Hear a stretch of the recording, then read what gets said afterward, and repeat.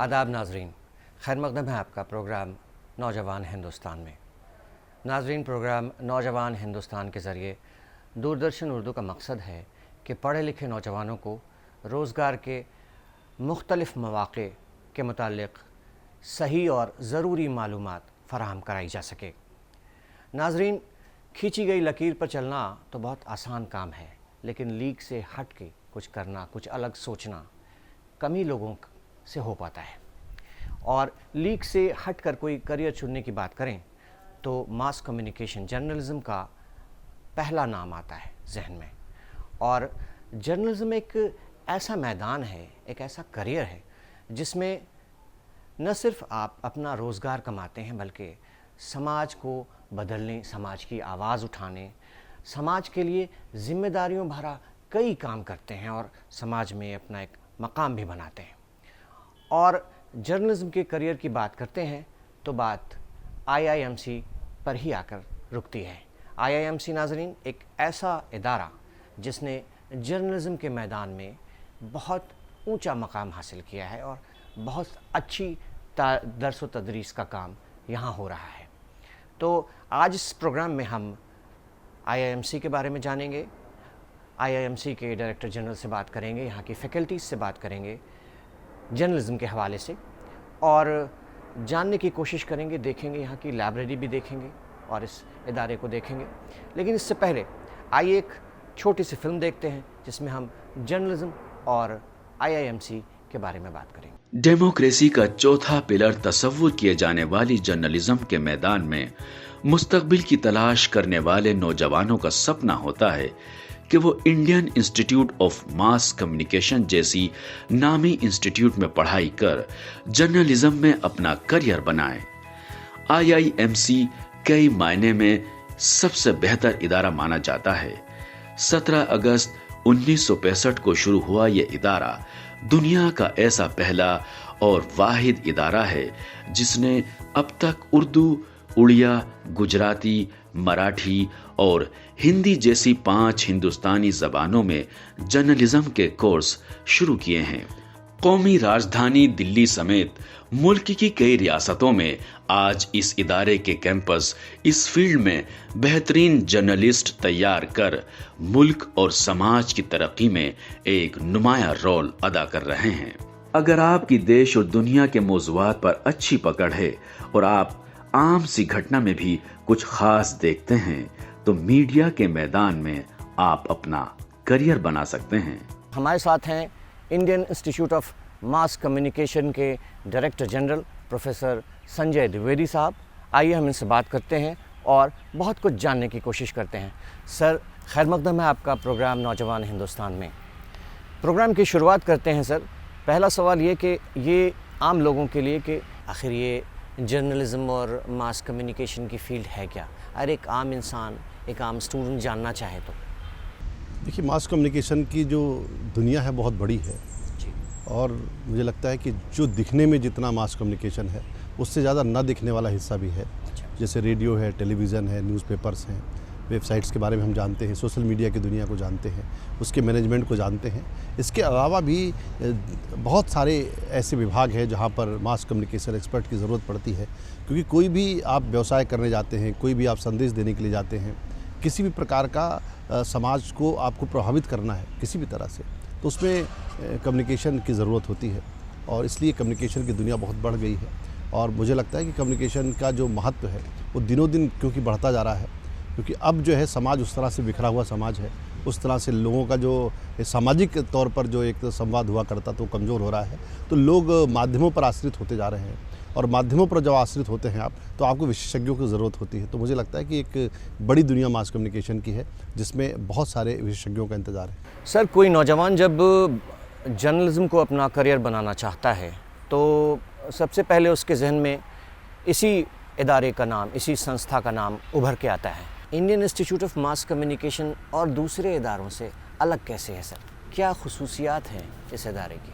एक सबसे जो बड़ी बात है IIMC की, ये बहुत पुराना संस्थान है, बहुत पुराना इदारा है और 1956 में इसकी स्थापना हुई और तब से लेके आज तक जो इसका काम है उत्तरोत्तर इसने अपने आप को आगे बढ़ाने का काम किया। बहुत अच्छे विद्यार्थी निकले, क्योंकि देखिए कोई भी संस्था ईंट पत्थरों से तो बनती नहीं है, संस्था बनती है उसके प्रोफेसर से, उनके विद्यार्थियों से। बहुत अच्छे प्रोफेसर्स, बहुत मेहनती प्रोफेसर्स यहाँ आए, उन्होंने पूरी एक जनरेशन खड़ी की, उसको बहुत अच्छे से तैयार किया, जो आज मास कम्युनिकेशन की दुनिया में बहुत अहम पदों पे हैं। और सिर्फ भारत के अंदर नहीं, पूरी दुनिया के अंदर वो गए, बहुत बेहतर काम किया और उसके नाते उसकी पहचान बनती गई। तो मैं इसका श्रेय पूरी तरह से अपने जो विद्वान प्रोफेसर्स हैं उनको देना चाहूँगा, स्टूडेंट्स को देना चाहूँगा जो गए और बहुत अच्छा काम किया। क्योंकि देखिए स्टूडेंट्स ही हमारे ब्रांड एम्बेसडर हैं, वही जाते हैं, अच्छा काम करते हैं और उससे जो मास कम्युनिकेशन का जो इदारा है उसकी जो खुशबू है वो पूरी दुनिया के अंदर फैलती है। तो मुझे लगता है कि अच्छे विद्यार्थियों ने और अच्छे प्रोफेसर्स ने इस संस्था को बनाया है, और जहाँ भी इतने अच्छे प्रोफेसर्स होंगे, इतने अच्छे विद्यार्थी आएंगे तो निश्चित रूप से उसका स्थान बहुत बड़ा बन जाता है। किस तरह के कोर्सेज मास कम्युनिकेशन IIMC के ऑफ़र करता है स्टूडेंट्स को? पहला जो बच्चों के लिए जो आप कोर्सेज़ की बात कर रहे हैं, तो हम हिंदी, भारतीय भाषाओं में बहुत सारे कोर्स चलाते हैं डिप्लोमा के। इसके अलावा कुछ विशेषज्ञता के कोर्स भी हैं, जैसे हिंदी जर्नलिज्म पे हमारा एक कोर्स है, इसी तरह उर्दू जर्नलिज्म पे हमारा एक कोर्स है, मराठी जर्नलिज्म पे है, मलयाली जर्नलिज्म पे है, उड़िया जर्नलिज्म पे है, इसके साथ अंग्रेज़ी जर्नलिज्म का एक कोर्स है। उसके अलावा कुछ hard core subject based course भी हैं, जैसे टीवी जर्नलिज्म पर हमारे पास कोर्स है, टीवी रेडियो जर्नलिज्म पे। इसी तरह एडवर्टाइजिंग और PR पर हमारे पास एक कोर्स है। तो इस तरह से एक पूरी मुकम्मल दुनिया जो है मास कम्युनिकेशन की यहाँ पे बनती है, तैयार होती है। ये ज़रूर है कि 1 साल का कोर्स है, डिप्लोमा कोर्स है, उसकी लिमिटेशंस हैं, बावजूद जो हमारे पास कम वक्त है उस वक्त का ज़्यादा से ज़्यादा इस्तेमाल करके हम चाहते हैं कि इस संस्था से मास कम्युनिकेशन की दुनिया के ग्लोबल लीडर्स पैदा हों, और वो हो भी रहे हैं। सर, जर्नलिज्म की फील्ड में आने के लिए एक स्टूडेंट के अंदर किस तरह की एबिलिटी होनी चाहिए, उसका क्वालिफ़िकेशन या कि उसकी क्रिएटिव एबिलिटी किस तरह की होनी चाहिए जो कि वो इस फील्ड में आ सके? देखिए, जो मास कम्युनिकेशन की पूरी दुनिया है वो क्रिएटिविटी और आइडियाज़ पे टिकी हुई है।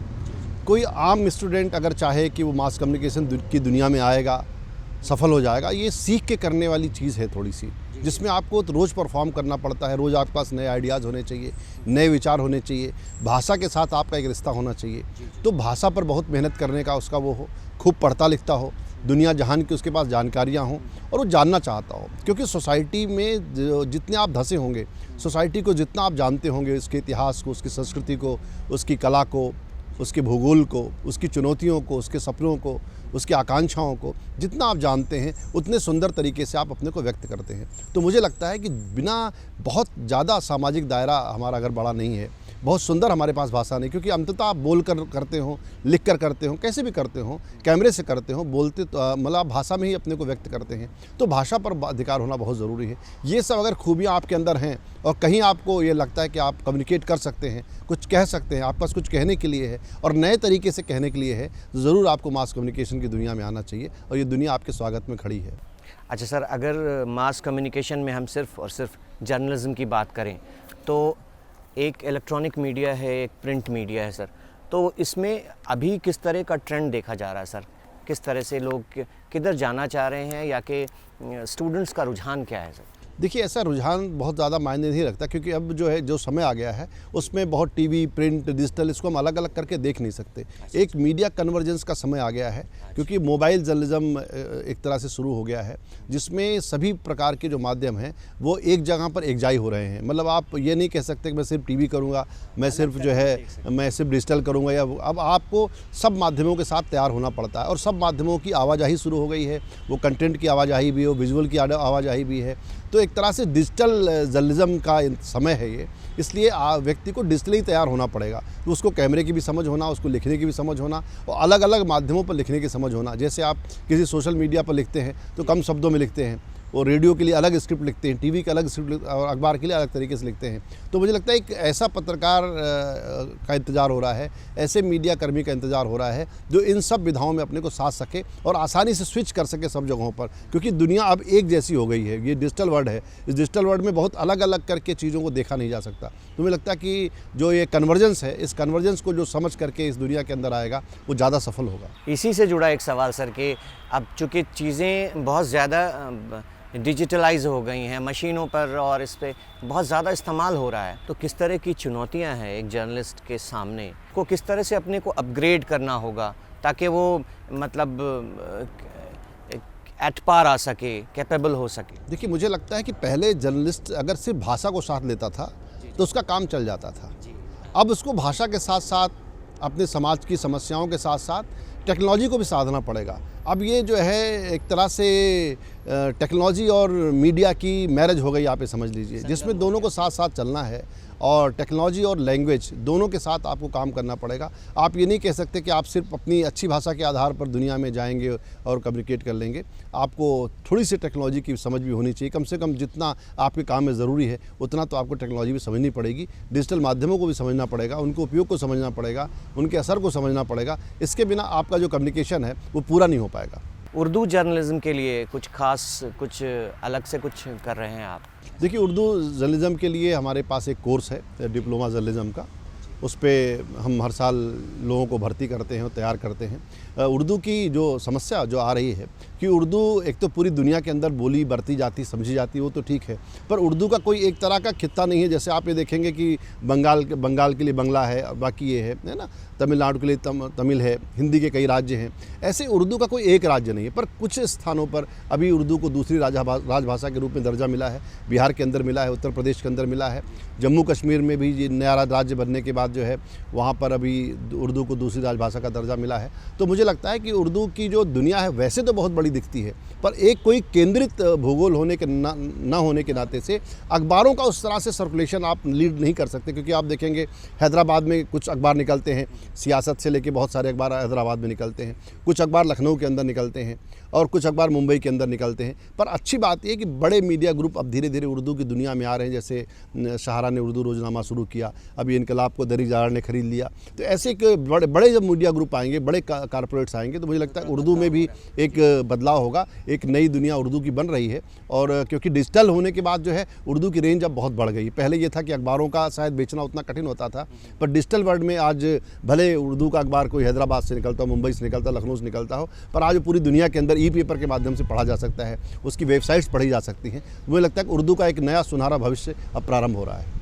सर, यहाँ से जो स्टूडेंट पास आउट होकर निकलते हैं और अपना करियर बनाना चाहते हैं जर्नलिज्म में, उनके लिए रोज़गार के क्या मौक़े हैं? मुझे लगता है कि अभी रोज़गार का कोई ऐसा बड़ा संकट तो नहीं आया, क्योंकि आईएमसी का एक मामले में रिकॉर्ड है कि यहाँ के विद्यार्थियों को रोज़गार के अवसर मिलते हैं, पहले क्रम पे मिलते हैं। क्योंकि कोई भी संस्था जब प्रारंभ होती है या चल रही होती है तो सबसे पहले वो आईएमसी को अप्रोच करती है, आईएमसी के विद्यार्थियों को अपने हायर करना चाहती है। एक मौका हमारे सामने की एक पुरानी लेगेसी हमारी है, एक परंपरा बनी हुई है कि भाई यहाँ के अच्छे विद्यार्थी होते हैं, इस नाते उसका यहाँ के विद्यार्थियों को लाभ मिलता है। तो एक अवसर के तौर पर, प्रथम अवसर के तौर पर उनको सबसे पहले मौके मिलते हैं। इस तरह का अभी कोई संकट हमारे सामने तो नहीं है। आपका संस्थान जो है आगे मुस्तकबिल में, भविष्य में और क्या क्या करने के लिए सोच रहा है?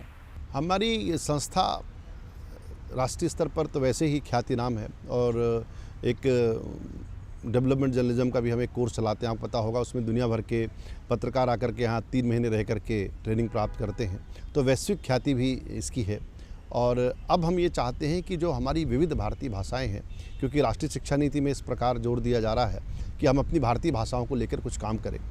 हम बहुत सारे कोर्स चला भी रहे हैं, जैसे उड़िया का मैंने जिक्र किया, मलयालम का जिक्र किया, इसके बाद उर्दू का जिक्र किया, हिंदी का जिक्र किया और मराठी का जिक्र किया। ऐसी 5 भारतीय भाषाओं में तो हमारे पास हुए हैं। हम प्रयास करेंगे कि अन्य भारतीय भाषाओं के बारे में कुछ ना कुछ विमर्श, कुछ ना कुछ उनके कार्यक्रम हो, उन पर कोई शोध का काम हो, उन पर कुछ लेखन का काम हो, और टेक्स्ट बुक खासकर जो पाठ्य पुस्तकें हैं वो भारतीय भाषाओं में किस तरह से उपलब्ध हों। ये हमारा प्रयास होगा कि हम पाठ्यक्रम भले ना चालू कर पाएँ तो कम से कम पाठ्य सामग्री अपनी भारतीय भाषाओं में, क्योंकि ज़्यादातर जो सामग्री है वो अंग्रेजी में उपलब्ध होने के नाते विद्यार्थी जो ग्रामीण क्षेत्रों से आते हैं या देशज भाषाओं से आते हैं, अलग अलग भारतीय भाषाओं से आते हैं, उनको परेशानी होती है। तो भारतीय भाषाओं में कैसे अच्छा साहित्य तैयार हो, अच्छी पाठ्यपुस्तकें तैयार हो, इस पर हमारा बहुत ज़ोर होगा। और अभी जो पूरी मुहिम है आगे 3-4 सालों के लिए, जितने समय में हूँ, भारतीय भाषाओं को किस तरह से प्रतिष्ठा दिलाई जाए और भारतीय जनसंचार, वास्तव में भारतीय जनसंचार जो उसका नाम है, क्योंकि भारतीय है, ये कोई अंग्रेजी हिंदी का जनसंचार नहीं है, तो हमें चाहते सभी भारतीय भाषाओं को अवसर मिले, कुछ ना कुछ उनको महत्व दिया जाए। अभी हमने 175 साल असम की पत्रकारिता के पूरे हुए, उस पर भी एक हमने विमर्श आयोजित किया था, जिसमें माननीय जितेंद्र सिंह जी जो वहाँ के पूर्वोत्तर मामलों के मंत्री हैं, वो उस कार्यक्रम में 2 दिन पूर्व शामिल हुए थे। तो इस प्रकार के हम विमर्श कर रहे हैं कि ताकि अन्य भाषा भाषियों के साथ भी हमारा एक संबंध स्थापित हो।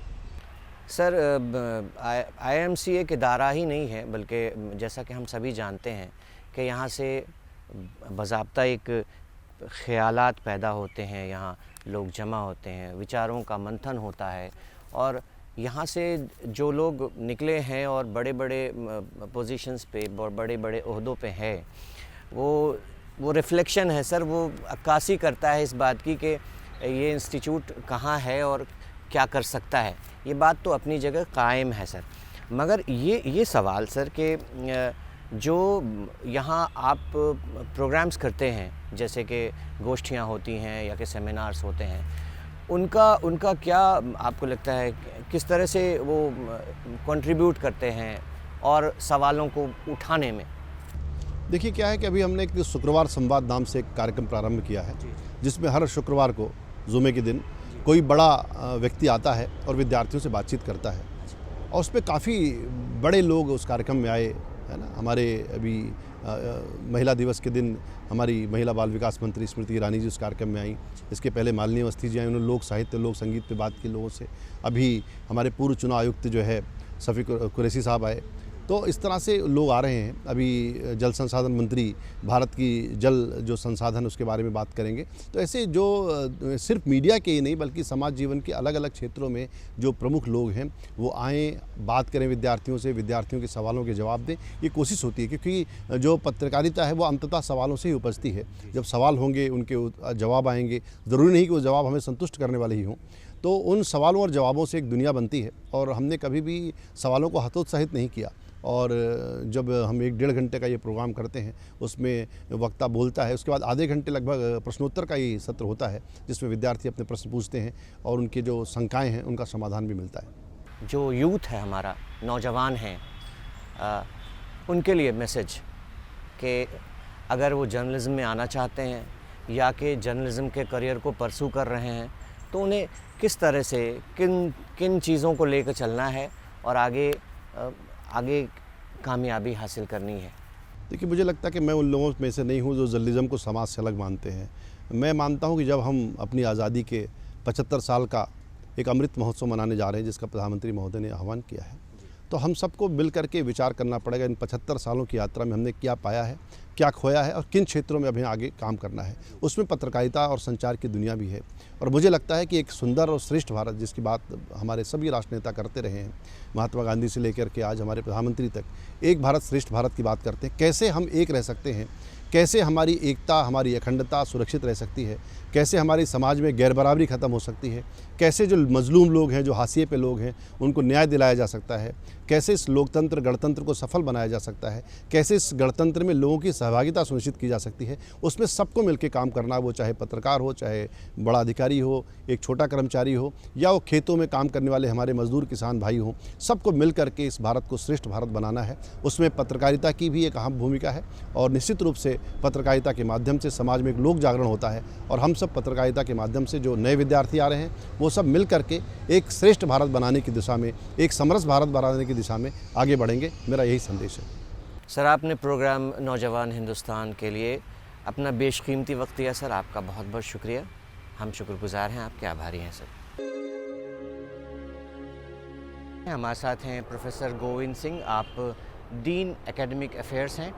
तो सर, आपसे जानना चाहूँगा कि शॉर्ट टर्म कोर्सेज़ जो IIMC चलाता है, उसका मकसद क्या है और उसमें क्या रुझान देखा जा रहा है स्टूडेंट्स का? हमारा मतलब मेन मैंडेट जो हमारे संस्थान का है वो ये है कि हम लोग सरकार के विभिन्न मंत्रालयों के लिए, सरकार के जो सूचना विभाग है, जो PIB है, इंफॉर्मेशन डिपार्टमेंट है, वहाँ के लिए जो है एक तरह से सरकार की जो मीडिया पॉलिसी है उसको व्यक्त करने वाले पत्रकार एक तरह से तैयार करते हैं। फिर रेडियो है, दूरदर्शन है, और तमाम जितने भी विभाग हैं जो विज्ञापन से हैं, जो खबरों से रिलेटेड हैं, जो वेबसाइट से रिलेटेड हैं, उन सब की ट्रेनिंग हम लोग यहाँ से शॉर्ट कोर्सेज़ के ज़रिए देते हैं। और इसके अलावा दूसरा एस्पेक्ट ये है कि विभिन्न देशों के लिए जो है अलग अलग जो खास करके थर्ड वर्ल्ड कंट्रीज़ हैं, हमारे मित्र देश हैं, वहाँ के पत्रकारों को ट्रेनिंग देने का भी काम करते हैं। मुख्तलिफ ममालिक से हाँ, भी बिल्कुल आते बिल्कुल हैं बिल्कुल। journalists। हमारे यहाँ दक्षिण अफ्रीका के बहुत सारे देशों के लिए कोर्सेज चलते हैं।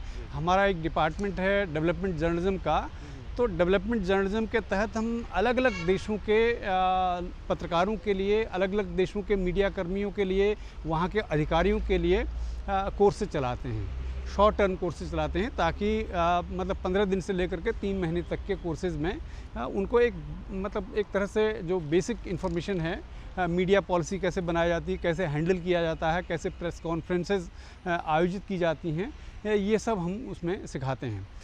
दूसरा जो है वो आम पब्लिक के लिए, आम स्टूडेंट्स के लिए भी होता है, जो 3-3 महीने के लिए कोर्सेज़ हैं।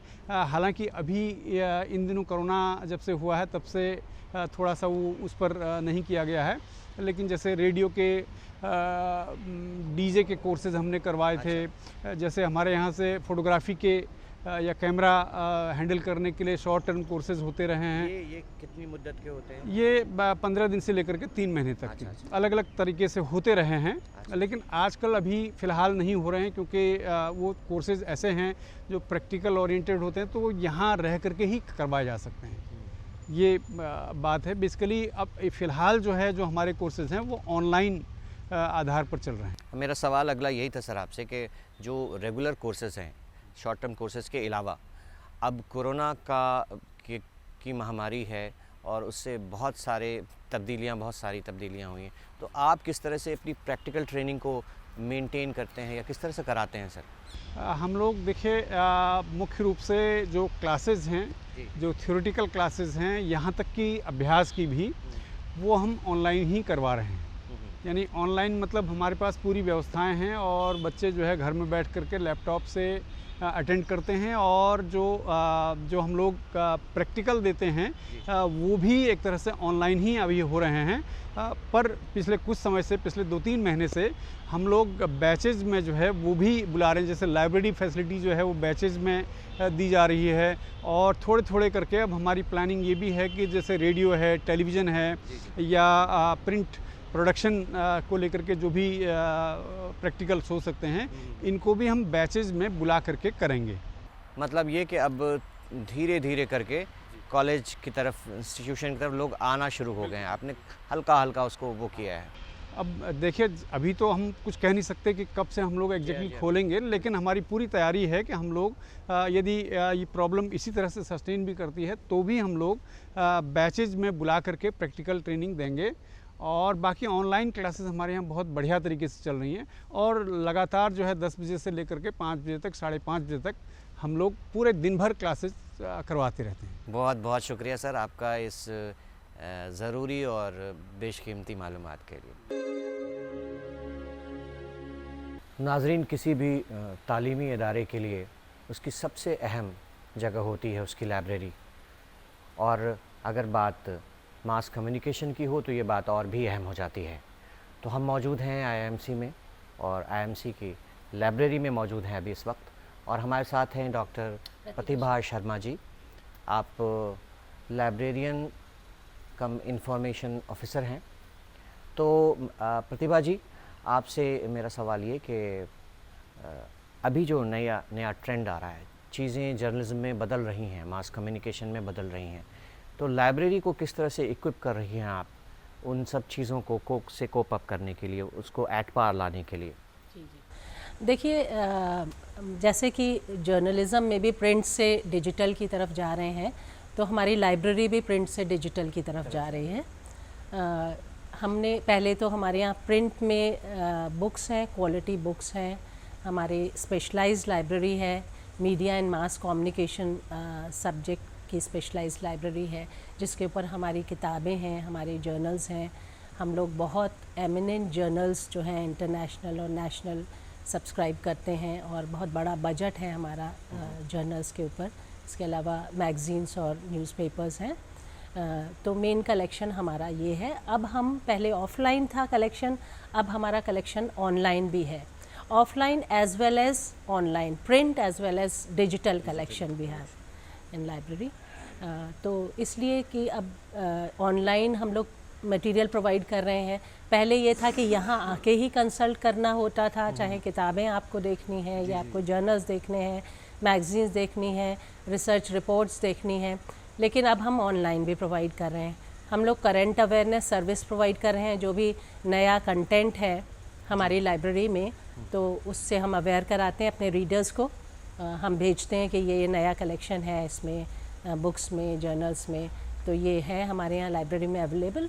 और उसके अलावा उनको जो स्पेशलाइज्ड कंटेंट चाहिए उसके लिए हम selective dissemination of information SDI करके एक सर्विस होती है, वो भी हम उनको प्रोवाइड कराते हैं जो अच्छा मैडम, उर्दू जर्नलिज़म के मतलब बात करते हैं, उर्दू जर्नलिज़म के हवाले से कि उसकी कितनी किताबें या कि रीडिंग मटेरियल या कि और सारी चीज़ें यहाँ दस्तयाब हैं? देखिए, उर्दू का कोर्स, उर्दू जर्नलिज़म का कोर्स यहाँ पर बहुत ज़्यादा टाइम नहीं हुआ शुरू हुए। तो हमने उसका कलेक्शन शुरू किया है।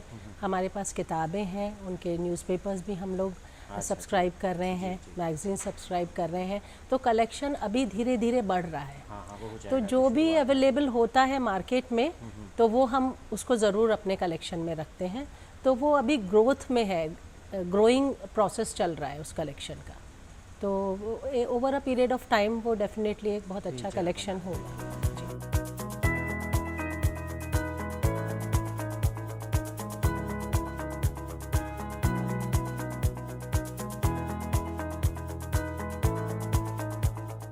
तो नाज़रीन, आपने देखा कि जर्नलिज़म के मैदान में किस तरह से नई तब्दीलियां आ रही हैं और एक नया जर्नलिस्ट किस तरह से उससे चुनौतियों का सामना कर सकता है। हमारी कोशिश यही रही कि जर्नलिज़म से, इस करियर से जुड़ी हुई बातें, अहम बातें आप तक लेकर आएँ। तो उम्मीद है कि आपको हमारा ये प्रोग्राम पसंद आया होगा और इसके साथ ही मुझे मुस्तहसन रिजवी और नौजवान हिंदुस्तान की टीम को दीजिए इजाज़त। खुदा हाफ़िज़।